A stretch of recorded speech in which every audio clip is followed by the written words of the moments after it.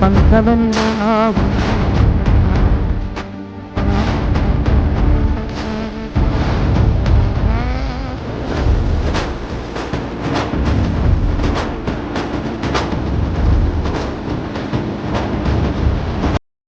ಪಿರಿಯಾಪಟ್ಟಣ ತಾಲೂಕಿನ ಬೆಟ್ಟದಪುರ ಗ್ರಾಮದಲ್ಲಿ ನಾಡಪ್ರಭು ಕೆಂಪೇಗೌಡರ 515ನೇ ವರ್ಷದ ಜಯಂತ್ಯೋತ್ಸವವನ್ನು ವಿಜೃಂಭಣೆಯಿಂದ ಆಚರಿಸಲಾಯಿತು.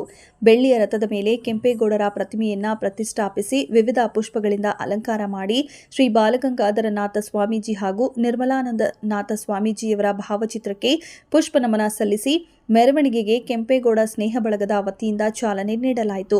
ಬಳಿಕ ಗ್ರಾಮದ ಪ್ರಮುಖ ಬೀದಿಗಳಲ್ಲಿ ವೀರಗಾಸೆ ನೃತ್ಯದೊಂದಿಗೆ ಮೆರವಣಿಗೆ ನಡೆಸಲಾಯಿತು.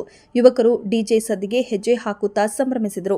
ಬಳಿಕ ಸಭೆಯ ಕಾರ್ಯಕ್ರಮದಲ್ಲಿ ರೈತ ಮುಖಂಡ ದೇವರಾಜು ಮಾತನಾಡಿ, ನಾಡಪ್ರಭು ಕೆಂಪೇಗೌಡರ ಜೀವನ ಮತ್ತು ಸಾಧನೆಗಳು ಕರ್ನಾಟಕದ ಇತಿಹಾಸದಲ್ಲಿ ಒಂದು ಪ್ರಮುಖ ಅಧ್ಯಾಯವಾಗಿದೆ. ಅವರ ದೂರದೃಷ್ಟಿ, ನಾಯಕತ್ವ ಮತ್ತು ಸಮರ್ಪಣೆಯು ಬೆಂಗಳೂರನ್ನ ಭಾರತದ ಪ್ರಮುಖ ಮಹಾನಗರಗಳಲ್ಲಿ ಒಂದನ್ನಾಗಿ ಮಾಡುವಲ್ಲಿ ಮಹತ್ವದ ಪಾತ್ರ ವಹಿಸಿದೆ.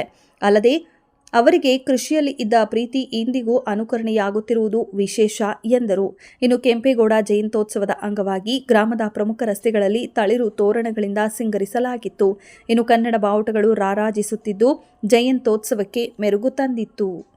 ವಿಖ್ಯಾತ ಕೆಂಪೇಗೌಡರ 515ನೇ ಜಯಂತಿಯನ್ನು ಮೈಸೂರು ಜಿಲ್ಲೆ ಪಿರಿಯಾಪಟ್ಟಣ ತಾಲೂಕು ಬೆಟ್ಟಪುರದ ಹೋಬಳಿ ಮಟ್ಟದಲ್ಲಿ ಬೆಟ್ಟದಪುರ ಗ್ರಾಮಸ್ಥರು ಹಾಗೂ ಸುತ್ತಮುತ್ತ ಹಳ್ಳಿಯ ಗ್ರಾಮಸ್ಥರು ಸೇರಿ ಇವತ್ತು ಅದ್ದೂರಿಯಾಗಿ ಆಚರಣೆ ಮಾಡ್ತಾ ಇರುವಂತದ್ದು.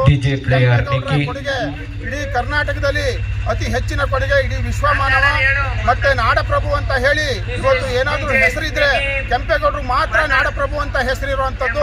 ಇಡೀ ವಿಶ್ವದಲ್ಲಿ ಹೆಸರು ಆಗುವಂತ ಬೆಂಗಳೂರು ಸಿಟಿಯನ್ನು ನಿರ್ಮಾಣ ಮಾಡಿದಂಥ ಸುಮಾರು ಇಲ್ಲಿಗೆ 480-490ನೇ ವರ್ಷದಲ್ಲೇ ಸಹ ಮುಂದಿನ ಒಂದು ಪೀಳಿಗೆಗೆ ಎಸ್ಟಿಮೇಟ್ ಹಾಕಿ ಇಷ್ಟೇ ವಿಸ್ತೀರ್ಣ ಇರಬೇಕು, ಇಂಥ ಜನಾಂಗದವರೇ ಇರಬೇಕು ಅಂತ ಹೇಳಿ ಸುಮಾರು 60 ಮತ್ತು 65 ಪೇಟೆಗಳನ್ನು ಅವತ್ತೇ ನಿರ್ಮಾಣ ಮಾಡಿ ಯಾವುದೇ ಸಮುದ್ರ ಹೊಳೆ ಏನು ಇಲ್ಲದೆ ಇರುವಂಥ ಪ್ರದೇಶನ ಗುಡ್ಡ ಮಂಟಿ ಬೆಟ್ಟದಂಥ ಪ್ರದೇಶನ ಕೆರೆ ಕಟ್ಟೆಗಳನ್ನು ನಿರ್ಮಾಣ ಮಾಡಿ ಇವತ್ತು ಮುಂದಿನ ಪೀಳಿಗೆಗೆ ಎಲ್ಲ ಥರದ್ದು ಯೋಜನೆ ಮಾಡಿ ದೊಡ್ಡ ಸಿಟಿಯಾಗಿ ನಿರ್ಮಾಣ ಮಾಡಿದಂಥ ಇಡೀ ವಿಶ್ವಕ್ಕೆ ಹೆಸರು ಕೊಡುವಂಥ ಕರ್ನಾಟಕದ ಕೆಂಪೇಗೌಡರ ಸಿಟಿಯನ್ನು ಬೆಂಗಳೂರಂಥ ಸಿಟಿಯನ್ನು ನಿರ್ಮಾಣ ಮಾಡಿದಂಥ ಕೆಂಪೇಗೌಡರ ಜಯಂತಿಯನ್ನು ಇವತ್ತು ಅದ್ದೂರಿಯಾಗಿ ಆಚರಣೆ ಮಾಡ್ತಾ ಇರುವಂಥದ್ದು.